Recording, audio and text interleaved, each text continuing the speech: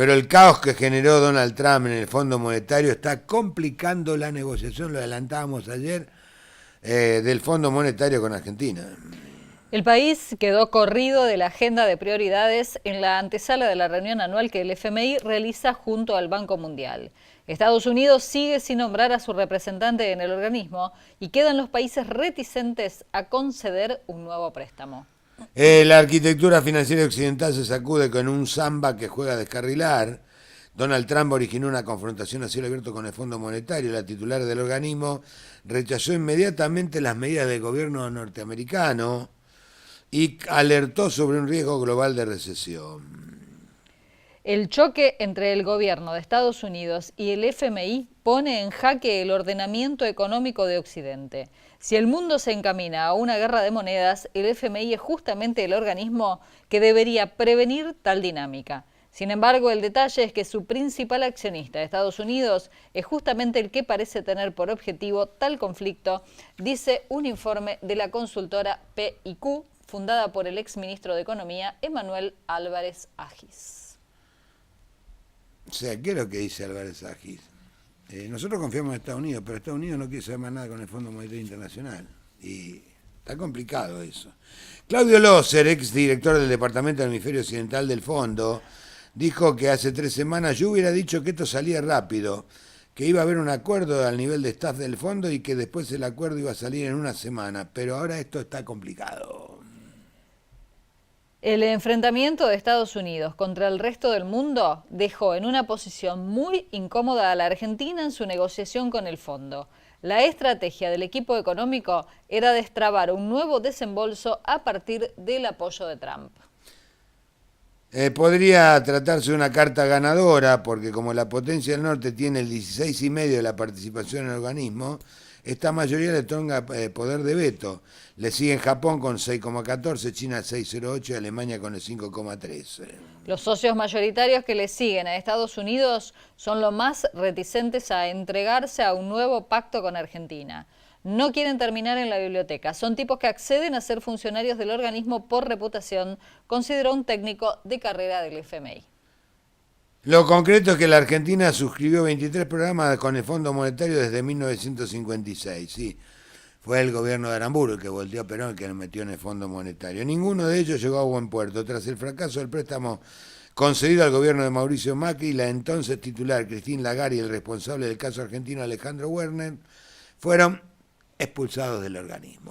La novedad es el vacío que deja Estados Unidos en el organismo. Sigue sin nombrar a su representante en el cuartel general del fondo. En la anterior gestión, el magnate norteamericano, el director del FMI por Estados Unidos, fue Maurice Claver Carone, viejo conocido por la clase política argentina. Entonces, resumen, no hay representación oficial del gobierno de Estados Unidos en el fondo. Con Estados Unidos ausente, los países que le siguen, ningún país se impone y los debates transcurren en un completo desorden.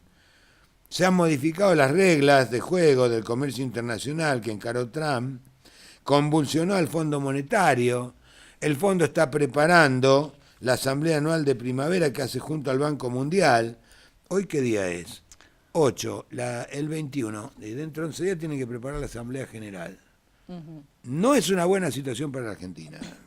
El fondo está en ebullición. El ataque de Trump a los acuerdos surgidos en el marco del Bretton Woods obliga a estas dos instituciones, fundadas al calor de esos acuerdos, a reformular todos los papers y las discusiones que se van a suceder en el marco de ese encuentro. La sensación es de abismo y caos, graficó un profesional del FMI. Tenemos muchas urgencias prioritarias antes que resolver la cuestión argentina, concluyó. Los que hilan más finito en todo esto, los que no se dejan llevar por la caída abrupta de las bolsas, que hoy subieron un poco, recuperaron un poco, y que tratan de descubrir en el fondo qué quiere Trump, dicen lo siguiente. Que en realidad lo que quiere Trump es que le tiene miedo, tal cual lo que dijimos al comienzo del programa en su discusión con Jimmy Carter, a que China la supere económicamente. Entonces quiere defender al dólar. Es lo mismo que hizo Richard Nixon en 1971, cuando empezaba la decadencia norteamericana, porque Estados Unidos surge de la guerra y era 40-45% de toda la economía del mundo era Estados Unidos. Surge muy fuerte, por eso hace el plan Marshall, le pide de irse a Europa, tomá, desarrollate, te presto esta plata. Mantuvo al emperador de Japón, mire que Japón había hecho crímenes de guerra horribles, pero bueno, mantuvo al emperador, le dio también para que arranque, y tenía, claro, más del 40% de toda la economía del mundo. Pero por ahí el dólar se empezó a debilitar y Europa, sobre todo con De Gaulle, que era un pillo, el nombre conservador, pero no ningún estúpido, el de Francia, empezó a notar que Estados Unidos imprimía dólares. Total somos los dueños del mundo. Pero había un patrón oro, o sea, por cada dólar que se imprimía, se supone que tenía que tener un cachitito así de oro. Todos los países se arriesgaban por eso. Entonces Richard Nixon, como vio que los países compraban más oro que dólares, sacó el patrón oro. Y ahí se estableció que el dólar era la moneda del mundo y lo demás no me importa. Con esta historia de los BRICS, China, India, Rusia, Sudáfrica, Brasil, no son economías chiquitas, que empezaron a tentarse con una moneda. Muchos creen que lo que hace Donald Trump es para que nadie se mueva del dólar y poder seguir teniendo así su maquinita de imprimir billetes. O sea, todo esto va contra toda la ortodoxia que nos dicen los liberales, y su maquinita de imprimir billetes del predominio del mundo.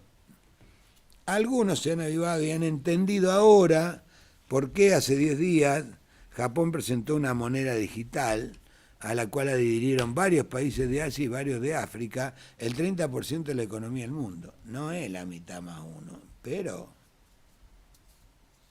son países que crecen a tasas mucho más altas que las que crecen los países de Europa y de Estados Unidos.